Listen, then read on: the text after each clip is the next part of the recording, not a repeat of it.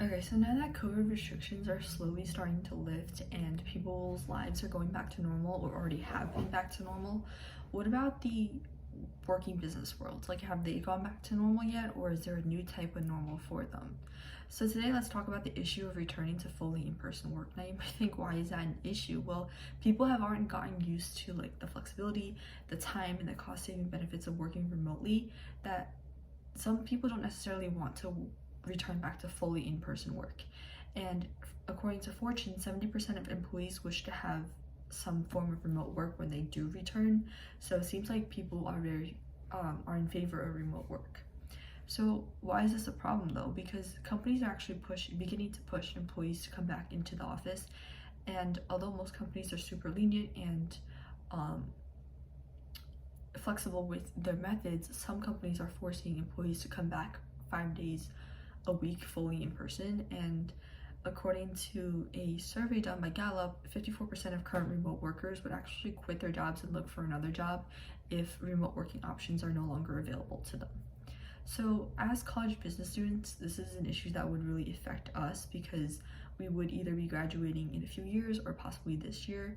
This would affect our working environment. So would we be working in person, or would we be working remotely, or is there some kind of other working situation that is going to be the new normal for us?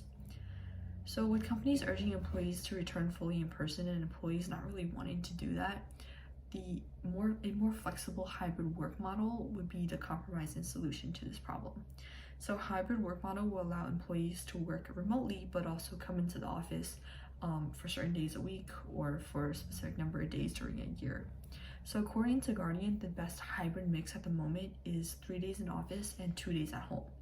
And you might be like, why 3 and 2 and not 2 and 3? Well, actually, it's found in a research that people actually want to work on average at least 2.5 days a week at home. So it seems like this 3 to 2 ratio is the best hybrid mix at the moment. And many companies have actually been implementing hybrid work models, for example, Meta, Microsoft, and JP Morgan Chase. Duolingo has also been implementing this hybrid method. Actually, they started the first of last month. And according to co-founder and CEO of Duolingo, when they spoke to NPR, they said that their top talents actually want flexibility.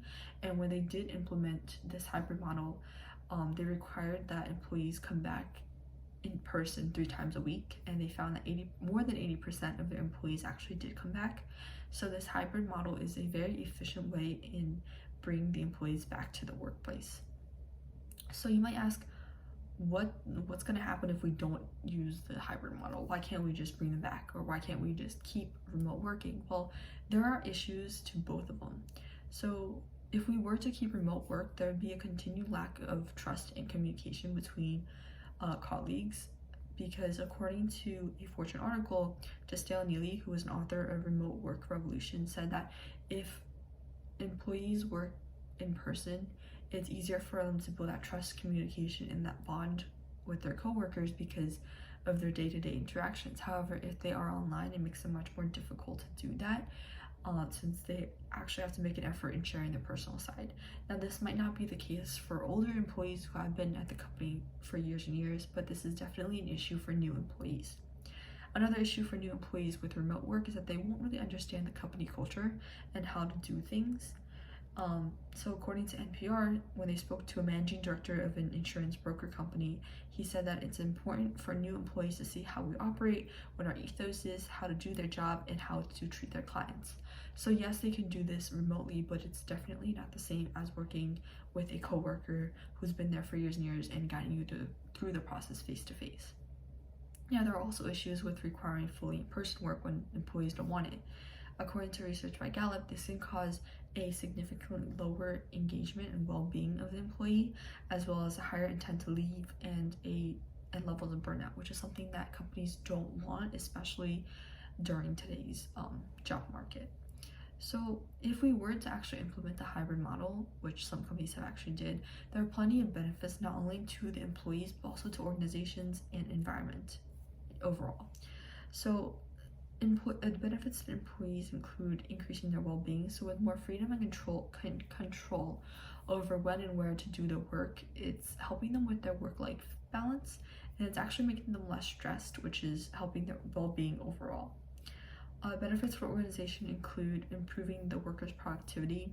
So, according to AWA, workers that are happy and well balanced are far more likely to be productive, and organizations are able to maintain a happy, highly productive workforce are likely to be far more competitive than those that aren't.